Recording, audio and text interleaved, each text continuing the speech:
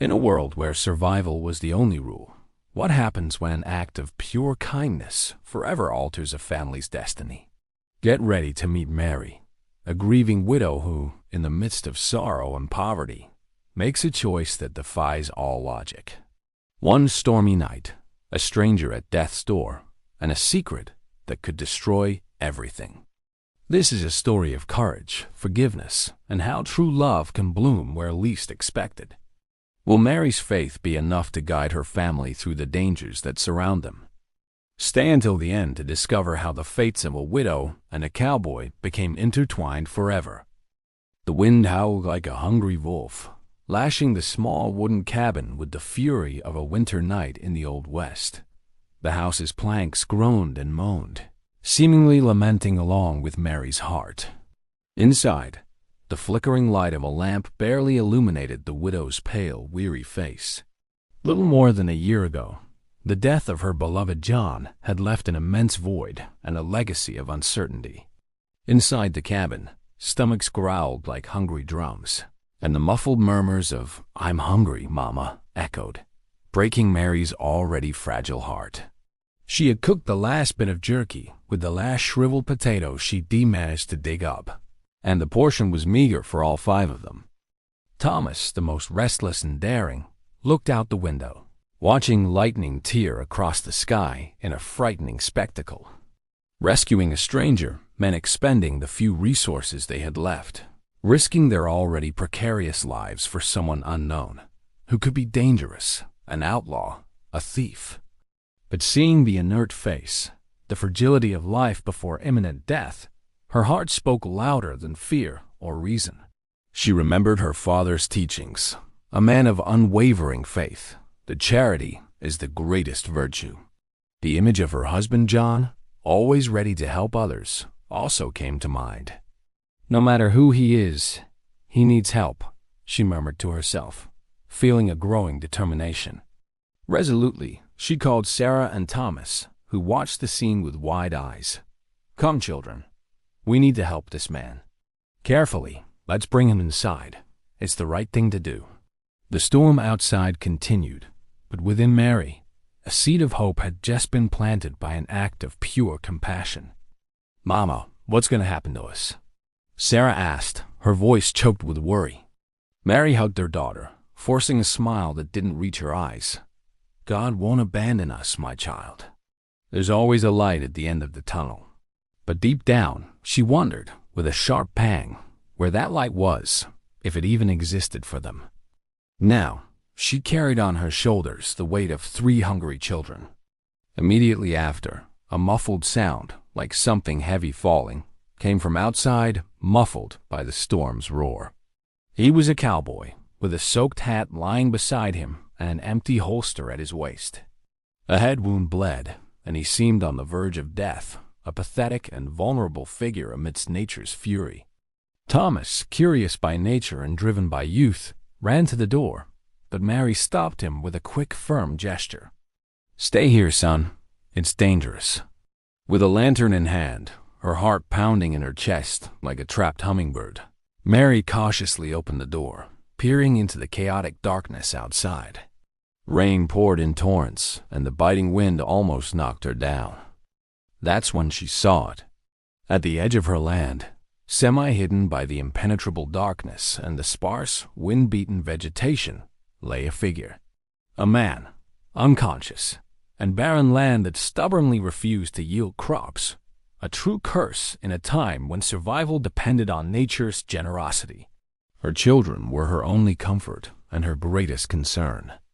Sarah, the eldest, not yet 12, already displayed a maturity that life in the countryside demanded. The corn, shriveled on the stalk, looked like a ghost of what should have been a source of life.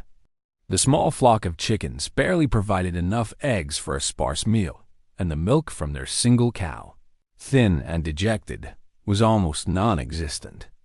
Each passing day, Mary found herself more cornered by poverty. That's to the town's merchant, Mr. Henderson, a plump, slippery man with eyes that gleamed with greed, grew like weeds. Henderson saw in others' misfortune an opportunity for easy profit, and he had already threatened to seize her land if she didn't pay by the end of the month.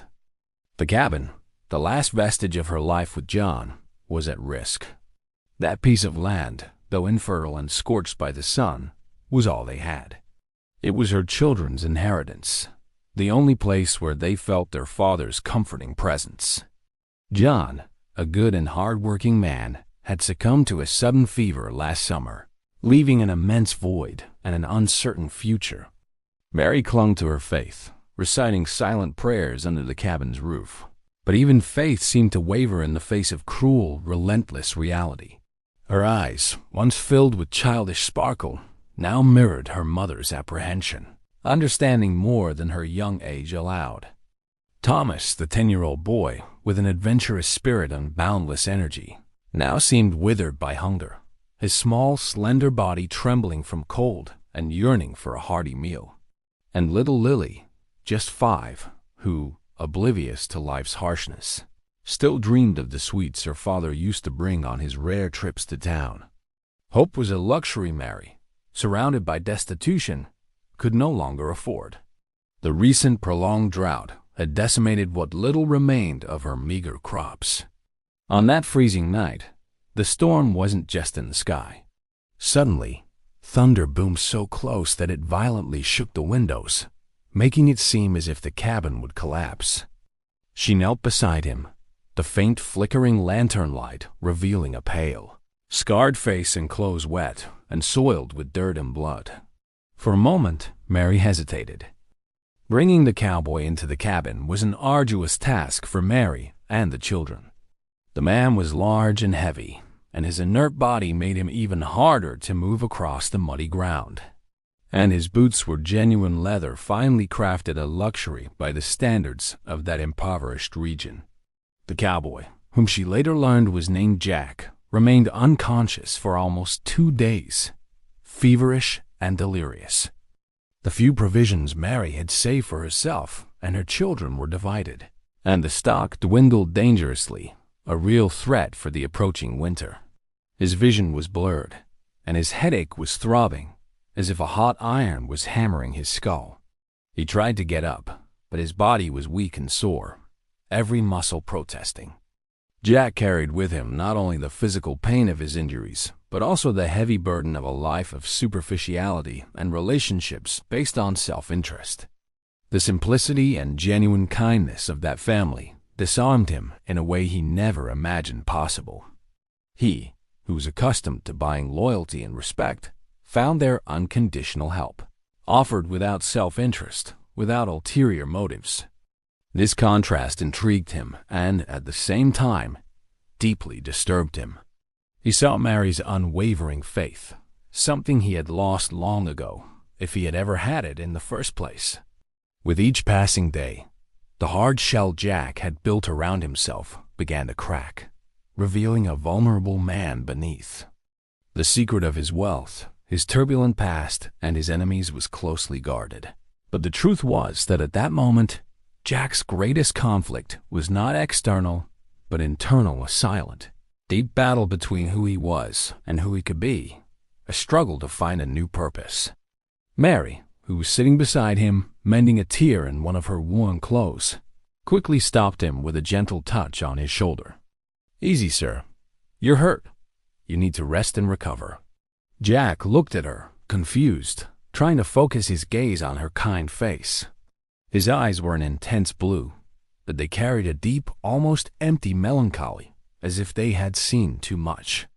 He noticed the children looking at him, curious and silent, and the humble simplicity of the place, a striking contrast to his own life. "Where am I?" he asked, his voice hoarse and weak. Mary explained, in a few words, how they had found him near death and brought him inside, a gesture of compassion he could barely comprehend. With each sparse meal, Mary took a little from her own plate to give to the man, even if he didn't eat, acting out of an unwavering instinct of charity. She tried to maintain an appearance of strength and optimism before her children, but worry settled like a shadow in her already tired eyes. "Mama, will he be okay?" Thomas asked one day, seeing the anguish on Mary's face. "I hope so, my son." "He's fighting for his life," she replied, her voice choked with emotion. Mary used the last medicinal herbs she possessed, gathered with difficulty from the mountain slopes, to try to bring down his fever and alleviate the stranger's pain. The children, though hungry and low on energy, helped as much as they could, with surprising dedication for their age. He nodded his thanks, ate what was offered to him with silent gratitude, and spent most of his time observing the family in their daily lives. He saw the hardship, the overwhelming poverty, but also the unbreakable unity, the warmth, and the love that permeated the atmosphere, a light he had never experienced. He watched Mary tirelessly care for everyone, Sarah's dedication, Thomas's inexhaustible energy, and Lily's innocent sweetness. And this silent observation, day after day, began to have an effect on him like a seed being watered. Jack was, in fact, a wealthy man, an heir to vast lands and cattle in Texas, but he was also a broken man inside. He was running from ruthless enemies who wanted his money, but primarily running from himself and a dark past, from wrong decisions, from a life of excess, and from a heart hardened by greed and a thirst for revenge. Sarah, the most attentive, changed the damp claws on Jack's forehead and gave him small sips of water, observing Mary with a maturity that made her seem much older. Thomas, always looking for excitement, eagerly awaited Jack to wake up and tell stories of shootouts and adventures in the Old West. Lily, for her part, saw Jack as a large, quiet doll, sometimes placing her small hands on his forehead, as if trying to heal him with her innocent touch.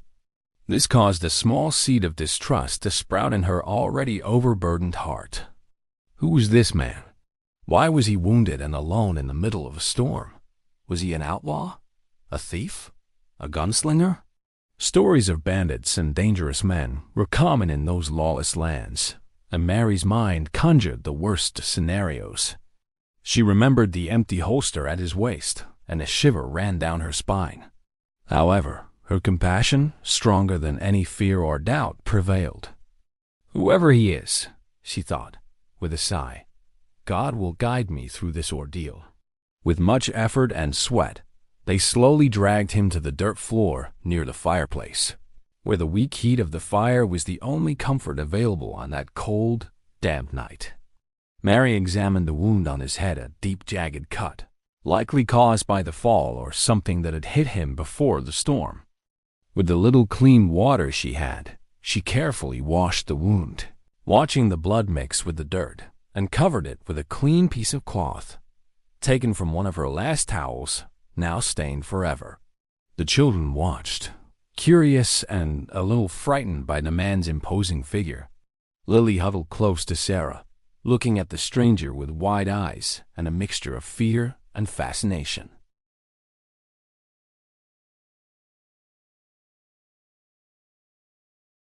The following days were a test for the already exhausted Mary. Jack's presence in the cabin meant an extra expense, an unexpected burden for a family on the brink of starvation. On the third day, when the sun finally broke through the heavy clouds, Jack finally opened his eyes. As he slowly recovered, Jack was a man of few words, almost a ghost in his own skin. The head wound wasn't from a simple fall. It was a grazing bullet wound, the result of a treacherous ambush by former business partners. Jack's recovery progressed slowly, and with it, Mary's restlessness and anxiety only grew. Provisions were dangerously low, almost non-existent, and the harsh winter was approaching rapidly, bringing with it the imminent threat of hunger and overwhelming cold that had already claimed so many lives. Each day, Mary's hope diminished, replaced by growing despair. One day, the cabin's fragile peace was broken by a series of loud, impatient knocks at the door. "Sir," he called out, his voice still a little hoarse, but incredibly firm and carrying an authority that surprised everyone. This is more than enough," he stammered, dumbfounded. He didn't reveal the extent of his wealth or the danger that pursued him. the details of his dark past, but he started actively helping out on the farm. He wasn't a man of the land by nature, but his physical strength and intelligence were evident in everything he did. An impulsive decision, an act of courage that even shocked Jack. She ran in front of him, spreading her arms as if to shield him and her home. "What do you want here?" she asked, her voice trembling but surprisingly firm, facing the armed men. Blackwood's men stopped, surprised and momentarily stunned by the woman's unusual bravery. It was a moment of tense silence, charged with expectation.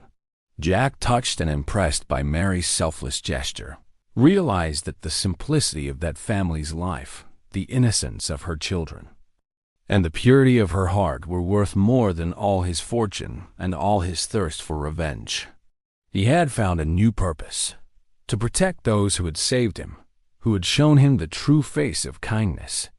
The turning point was not just the revelation of his wealth, but the transformation of his own heart, driven by the courage and unwavering faith of a widow. Jack's past had finally caught up with him, and he was ready to face it. He repaired the dilapidated fence, helped dig the well that dried up every summer taught, Thomas to handle tools with skill, and even told simple, captivating stories to Lily, drawing a genuine smile from the little girl who saw him as a silent hero. Sarah, who initially mistrusted his intentions and mysterious past, began to see him as an ally, a protector, an unexpected father figure. Jack's presence brought not only a small financial security, a reprieve from debt, but also a sense of protection and hope that Mary had lost with John's death. With the gold in hand, he hurried away, almost running, leaving behind a heavy, stunned silence in the cabin. Mary looked at Jack, an overwhelming mix of relief and confusion etched on her face. "Why did you do that?" she asked, her voice almost a whisper, barely able to believe what had just happened. Jack didn't answer immediately. He just observed Mary's teary eyes, Sarah and Thomas's hopeful, curious faces, and Lily's pure innocence. "You saved me," he finally said, his voice softer and more sincere than Mary had ever heard. "This is the least I can do for you." Henderson turned, astonished by the presence of an unknown man in the widow's house. Mary, who had been speechless until then, looked at Jack with an expression of utter confusion. One morning, while Jack was working on the fence, focused on his task, a group of unknown men appeared on the horizon, kicking up a cloud of dust that announced their approach. They were hardened men, with weapons openly displayed in their holsters and cold, calculating stares, typical of men accustomed to violence. Mary saw them approaching the house, and her heart pounded in her chest. She ran desperately to warn Jack. "Bandits, Jack! They're coming!" she whispered, panic evident in her voice. Jack looked at them, and his face, which had softened so much, hardened instantly. He recognized one of the men. They were the henchmen of Silas Blackwood, a cruel and ruthless man, the same one who had ambushed Jack, stolen part of his money, and left him for dead. Blackwood, an old partner of Jack's in shady and dangerous dealings, had tried to steal everything Jack owned and even his life. Now he had discovered his whereabouts, the widow's small, isolated cabin. Jack, without hesitation, pulled out a small leather pouch, hidden in a secret compartment in his boot. Inside, gold coins gleamed, shimmering in the lamp's faint, wavering light. "How much does she owe you?" Jack asked, tossing the pouch onto the dirt floor at Henderson's feet. The merchant stared at the gold, his eyes wide with greed and surprise. It was a considerable sum, far more than Mary's debt. Mary was shocked, her mouth agape. Where had so much money come from? It was Mr. Henderson, the unscrupulous merchant from town. His presence always heralded trouble and more misery. He stood on the doorstep, a cynical, calculating smile plastered on his plump face. "Mary, I've come to collect my money," he demanded, his voice thick with an authority he didn't rightfully possess. "Or this land, the last thing you have left, will be mine before the first snow falls. I have the papers ready." Mary's heart froze in her chest. She knew she couldn't pay, and the thought of losing the cabin and the land that was her children's only inheritance was excruciating. Jack, who was sitting near the fireplace, reading one of Mary's old prayer books, heard the entire conversation. He noticed the desperation in Mary's tear-filled eyes and the merchant's cruel arrogance. Something stirred within him, something he hadn't felt in a long time. He had witnessed the daily struggles of that family, their extreme poverty, and Mary's unconditional kindness, even in her own destitution. The sight of Henderson, a man who personified the unbridled greed he himself knew so well from his past, awakened something new and powerful in Jack. It wasn't selfish anger, but a different kind of rage, a fierce protectiveness for Mary and her children. As Henderson was about to leave, convinced that Mary had no way out and that the land would soon be his, Jack rose, swaying from weakness but with fierce determination. Henderson, without a moment's pause, snatched the gold, counting the coins quickly with trembling fingers, his greedy expression transforming into a wide, false smile. From that day on, Jack, the mysterious cowboy who had been saved from certain death, began to open up a little more. However, the turning point didn't stop there. Jack knew there was no escaping. He prepared for the inevitable confrontation, but before he could act, Mary made a bold. The scene was breathtaking, a stark contrast between fragility and strength. Mary, a widow with a tired demeanor but now imbued with unwavering courage, stood in front of Jack, facing armed men with a determination she didn't even know she possessed. The anger at these men who relentlessly pursued him mingled with an overwhelming desire to protect the family that, in some inexplicable way, had become his own. He knew that Mary's presence in front was a dangerous distraction, a calculated risk. Realized that Jack was not alone, and that Mary posed an unexpected complication to his plans. He had accumulated his fortune through means he now felt ashamed of, exploiting dubious opportunities and acting with a ruthlessness that now haunted him like a ghost. That lifestyle, once so attractive and powerful, now seemed empty, dirty, and dangerously futile. "No matter what happens, you won't touch my children." Her voice echoed with a strength that surprised even herself, a declaration of love and protection that shocked the men. Jack looked at her, and in that instant, a decision was made in his heart. He would no longer run. He would no longer hide. He would fight, not just for his life, which once seemed meaningless, but for the lives of that family who, in some inexplicable way, had become his own. Mary and her children were the opposite of everything he had known. They didn't leave. They wouldn't give up. Jeb, with a malicious smile and a promise in his eyes, said, "This isn't over, Jack. Silas will come for you personally. And then we'll see if your new family will be strong enough to protect you from what is coming." With that veiled threat, they mounted their horses and rode off, leaving behind a trail of dust, fear, and the promise of an inevitable confrontation. Mary collapsed, her legs trembling, and Jack supported her, his arm firm around her. He knew the final confrontation was inevitable. But for the first time in a long time, he was not alone. Mary's presence and her unwavering faith inspired him. He was motivated not by petty revenge, but by the protection of those who had given him a second chance. His dark past had come knocking, but he was ready to face it head on, this time with something to lose, something real, something worth fighting for until his last drop of blood. The fight was no longer just for his life, but for the lives of all those he had come to deeply love. They represented purity, simplicity, decency, and the chance for redemption that he secretly yearned for with all his soul. They were the light at the end of the tunnel he didn't even know he was searching for. He also noticed a look of deadly determination in Jack's eyes, a glint he recognized in dangerous men. Jack. Jeb said, with a mocking tone, "Silas wants you." Or what's left of you. He wants the rest of your fortune, the one you've hidden, and he wants you dead, preferably slowly. Jeb knew that Jack possessed far more money than what had been stolen in the ambush.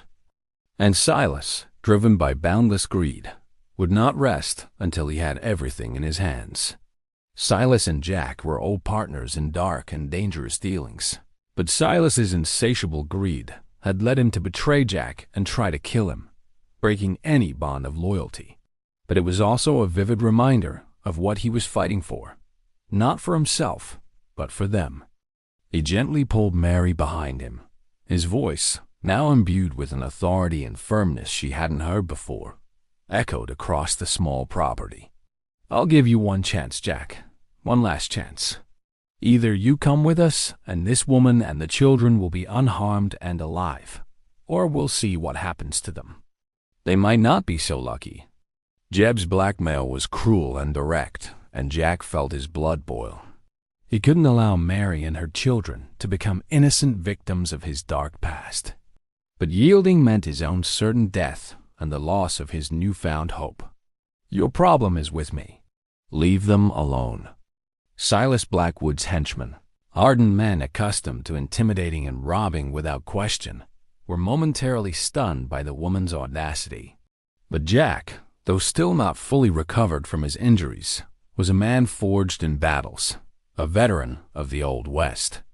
He was an experienced and lethal sharpshooter, and although his revolver was with him, he hadn't revealed that darker part of his identity to Mary.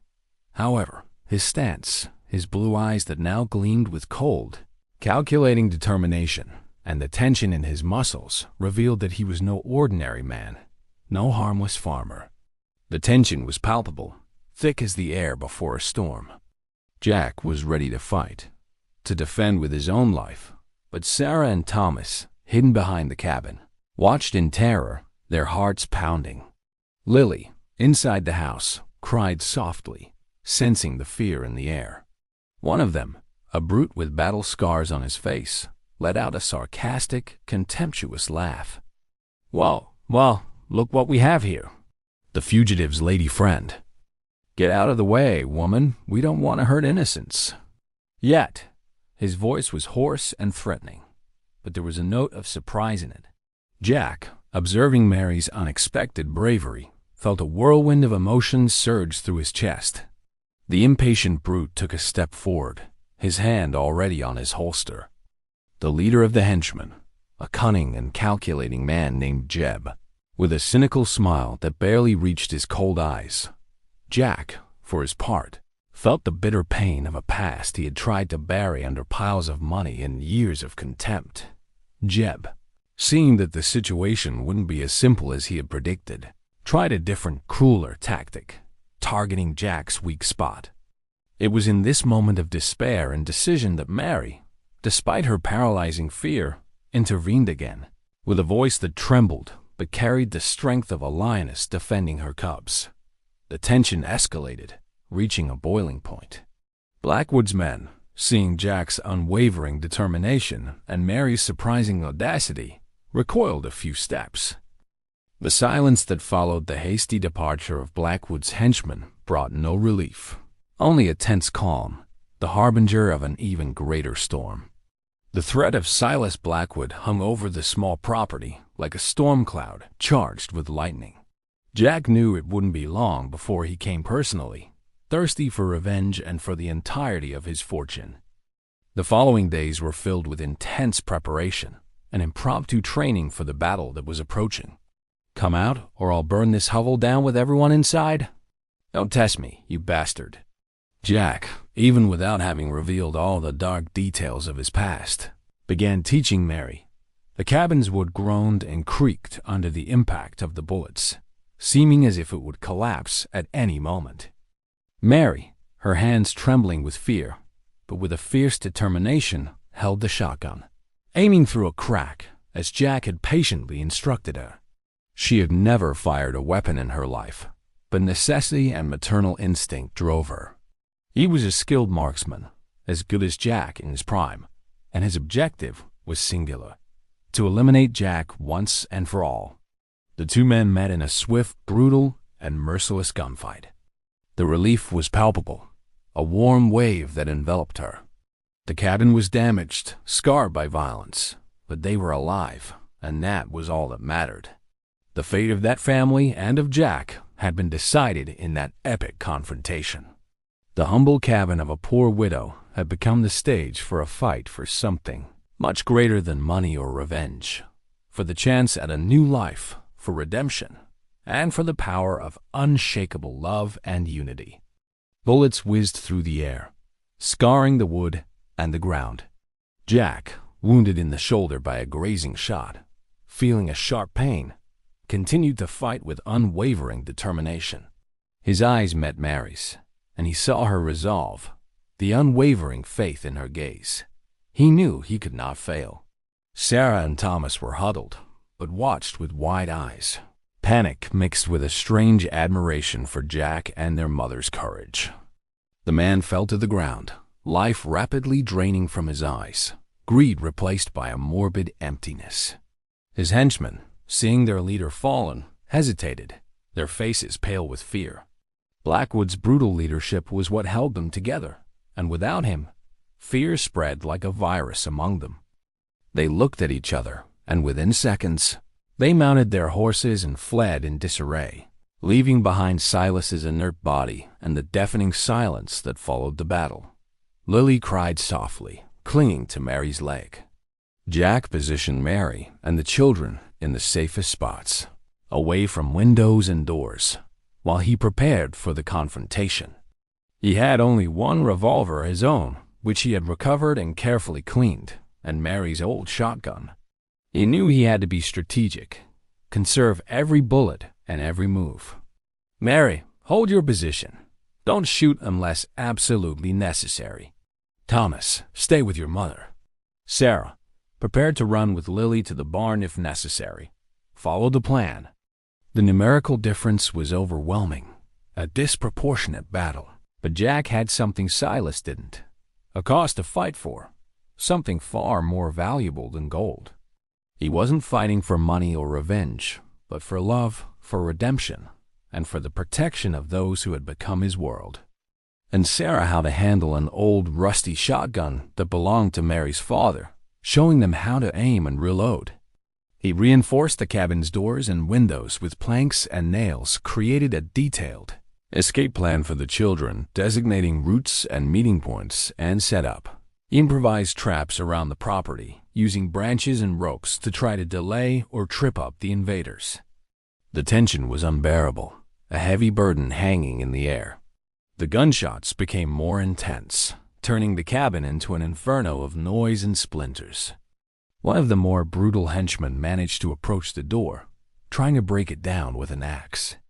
Mary, in an act of pure desperation and instinctive courage, fired the shotgun.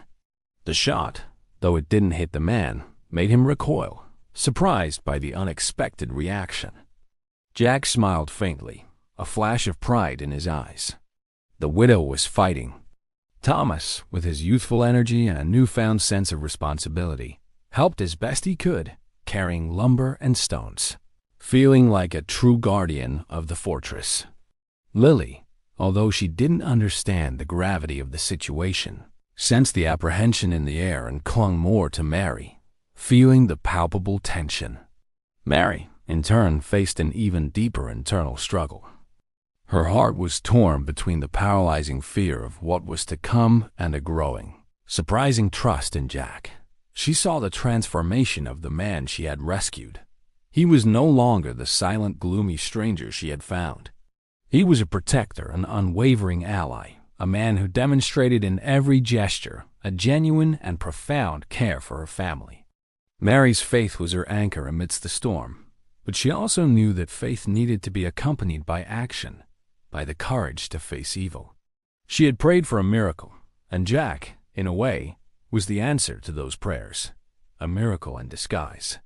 A week later, dust on the horizon rose again, and this time it was a larger, more imposing cloud, the shadow of dozens of horses approaching. Silas Blackwood had arrived, and he wasn't playing games. He was accompanied by over a dozen men, all heavily armed with rifles and revolvers, and his face bore an expression of contained fury and murderous determination. Blackwood was a man of average height, but with an aura of cruelty that made him terrifyingly imposing. His small, penetrating eyes reflected the insatiable greed and thirst for revenge that consumed him from within, corroding his soul. "Jack!" Blackwood's voice echoed through the valley, cold, cutting, and full of hatred, a war cry. Jack, Mary, and the children were inside the cabin, their nerves on edge. The confrontation began with the deafening roar of gunshots. Blackwood's men surrounded the cabin, firing frantically at the windows and doors. Jack, with the precision of an experienced gunslinger, returned fire, seizing every opportunity to force Blackwood's men to momentarily retreat, seeking cover. Silas, impatient with the unexpected resistance and furious at the delay, ordered his men to advance en masse. The climax of the battle arrived when Silas Blackwood, furious at the unexpected resistance and the losses among his ranks, decided to advance himself, thirsting for blood. With a swift and calculated movement, Jack dodged a fatal shot from Silas and fired his revolver. The bullet struck Silas squarely in the chest. Mary rushed to Jack, concerned about his wound, her heart pounding erratically. The silence that followed the hurried departure of Blackwood's henchmen was profound, almost deafening, broken only by sobs of relief and groans of pain. Mary knelt beside Jack, examining his shoulder wound with trembling but firm hands. Jack, with the tireless help of Mary and the children, repaired the cabin, patching up the bullet-riddled walls and broken windows, restoring what violence had damaged. He used what remained of his money, as well as the gold he had saved from the confrontation, to buy essential supplies in town wood, nails, tools. She had defended her family with lion-like courage and maintained her unwavering faith in God, even in the darkest moments. Jack, though still bearing visible scars, both physical and emotional, dedicated himself to the land with a passion and care he had never felt for his previous ventures. The story of the mysterious cowboy who had saved the family spread like wildfire, but the truth behind his wealth and dark past remained a closely guarded secret among them, an unbreakable bond of trust. It is about the redemption of a lost soul, the transformative power of compassion, and the discovery that, even in the most difficult circumstances, true grace can change everything forever. The Old West, with all its harshness, its dangers, and its brutality, could also be the stage for the blossoming of a pure and unconditional love, a love that transcended wealth, the past, and all expectations, proving that the greatest wealth in life lies in the unbreakable bonds we build and the unwavering faith that guides us through storms. A story that will echo forever, reminding us that kindness, even in a cruel world, always finds its way. Mr. Henderson, the merchant, tried to approach again with his false smiles and deceptive offers. But Jack kept him at a distance, ensuring that Mary and her children would never again be exploited or threatened. He taught Thomas how to care for cattle with kindness and to plow the land with wisdom, and Sarah how to read and write, using the few books they possessed, opening their eyes to a world of knowledge. And of starry nights where Jack told stories about the constellations, about distant lands, while Mary listened, a soft smile on her lips, her heart full of gratitude. He found his true home, not in a luxurious, empty mansion, but in a humble cabin, with a family who had taught him the true meaning of being saved, of loving, and of belonging. Little Lily blossomed with the joy, affection, and constant attention that Jack and the family gave her, filling the house with her laughter. Now, with Jack by her side, the future seemed less daunting, brighter, and full of possibilities. She saw him not as a stranger she had saved out of charity, but as part of her family, someone God had sent in her moment of greatest despair, a true gift. And most importantly, seeds for a new harvest, which now represented the hope of a more prosperous future. But the biggest change wasn't material. It was the profound transformation within Jack, the hard, cold shell he had built over the years to protect himself from the world and from himself had finally broken, revealing a new man free from the weight of his dark past and the endless, empty pursuit of wealth and power. It was a deep, painful cut, but not fatal. He discovered joy and beauty in simple, genuine things.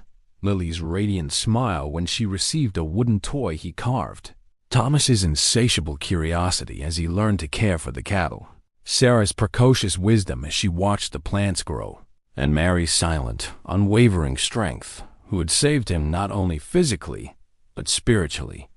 He saw life through their eyes and realized that true wealth was not in gold, land, or power, but in human connection, unconditional loyalty, faith, and the love that flourished in that small oasis. The children, still in shock, emerged from their hiding places, running to embrace their mother and Jack, their faces smudged with dust and tears.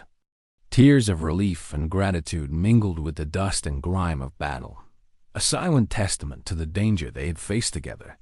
The following days were for healing and rebuilding, a rebirth for the small property and for the souls of its inhabitants.